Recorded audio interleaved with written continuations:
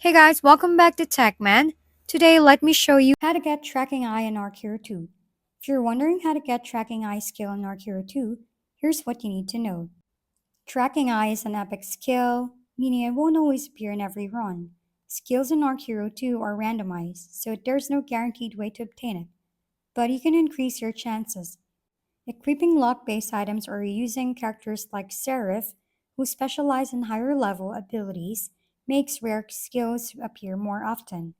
You can also boost your odds with runes such as the Rabbit's Foot, which improves the probability of gaining higher quality skills when leveling up.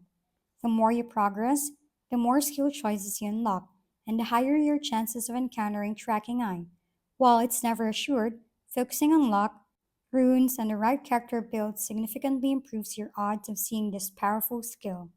If we've been helpful, kindly give us a thumbs up, and don't forget to hit the subscribe and bell button for more contents. For any questions and suggestions, comment down below.